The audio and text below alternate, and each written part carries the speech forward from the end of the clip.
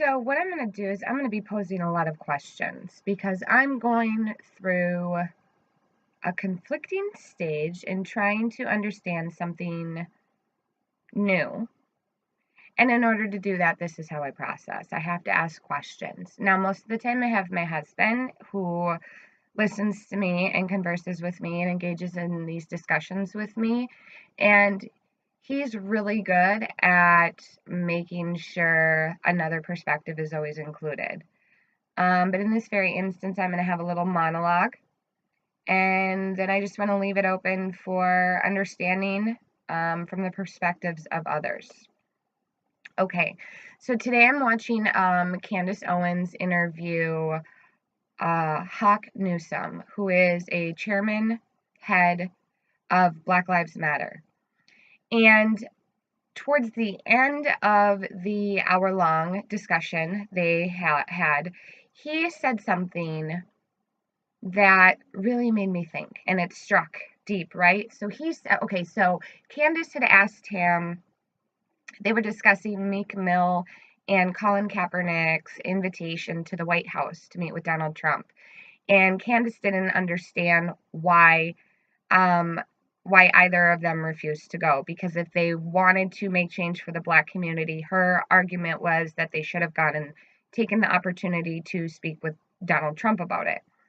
And Hawk took to the position that basically being seen as promoting something would mean that one is in agreement with it. And so by that instance, it seemed like he was trying to suggest that, like what happened with Kanye, if Meek Mill or Colin Kaepernick had met with Donald Trump, that would then therefore mean they supported him and that they agreed with everything he said.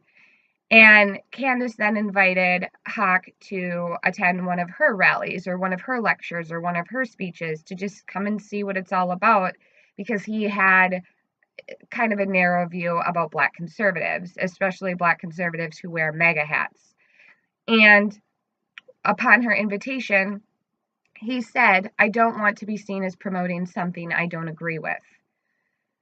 That makes me very curious about how we approach the oppositions that we face in our lives, and specifically this identity politics thing that we get caught up in, where one is a Democrat and so only listens to Democrat opinions and reads Democrat thought, and if you're a Republican, that means that what you can't be seen associated with a Democrat, otherwise someone's going to think you're a Democrat. Or if you're talking to a Democrat, then that must mean you support Democrats.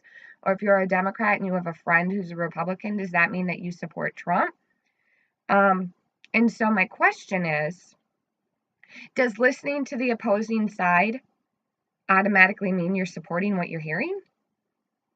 And could that be a problem for everybody if you believe that just by listening to what the opposition is saying, that you therefore agree with them, and you're so concerned with that association being attached to you that you won't even willingly talk about or even criticize your own party or talk about the other party? Because if you do, does that mean you support them? And is that not a dangerous line to toe? I mean, honestly, when I was attending church, I was also reading Dawkins, The God Delusion, right? Does that mean I don't believe in God because I read Dawkins? When I began homeschooling, the curriculum that I purchased was very Bible-based. And I did not want to give my children just a biblical perspective, right? Even some of the economic books that I purchased were biblical. And what that meant was, within these books, the mention of evolution was obsolete. Okay, well, I'm not going to do that. I need to give my children as much information as possible so they can make up their own minds. I'm not going to tell them what to believe, right?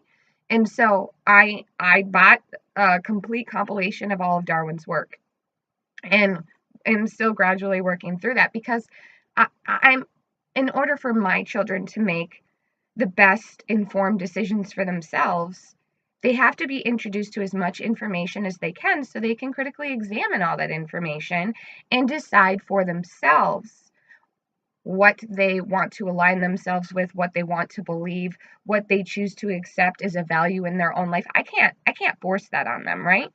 And so is that the problem that we get into? You know, I've heard conversations between the different parties of people who bring up information and the other side had no idea that that was even going on. And if you're only looking through things from one side of the lens, if you're only looking at only what the Democrats are saying, or only what liberal progressives are talking about, and only what shows they're putting on, and what podcasts and what news commentations they're providing, and you're never once considering what's going on in the right, aren't you creating a deficiency for yourself to make a well-rounded, well-informed decision? And if you are a Republican and you refuse to watch CNN and you only stick to Fox News or Glenn Beck, or what is it, the new CRTV Blaze merge that they did, if you're only listening to that side, you're only going to hear the stories that that side thinks is valuable and important for you, and not what the other side. And then I have to ask them what happens about all the middle information that doesn't necessarily correlate to a conservative or liberal or Democrat or Republican ideology. Is that information then just dismissed in the media? And then doesn't that limit all of the information that you have? And doesn't that just by default leave you with less opportunity to actually make a critically reasoned position?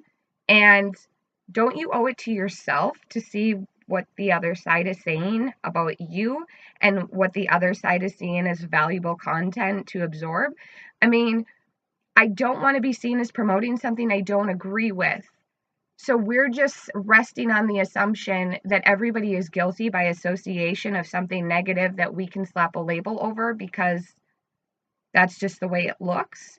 So we don't want to critically examine anything. If a person meets with Donald Trump, for instance, does that mean that that person is best friends with Donald Trump? Does that mean that person was bought by Donald Trump? Or does that mean a person understood that meeting with Donald Trump, which what Kim Kardashian did, meeting with Donald Trump would help meet a goal, would help meet a need? And isn't that what we're all trying to do anyways, just meet our needs?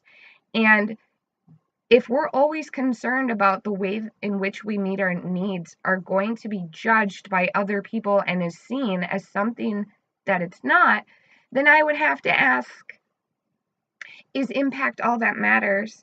Is interpretation all that matters? And then does intention mean nothing? And now I want to come back to this at some point, but I also don't want to blab on too long. So that's where I leave it. I don't want to be seen as promoting something I don't agree with. I will not put myself in a situation in which I could discover something about the opposing side, because if I do, it will be seen as me automatically supporting. And is that where we get caught up in that whole, if I'm willing to listen to someone and understand their story, that means that by default I must agree with them?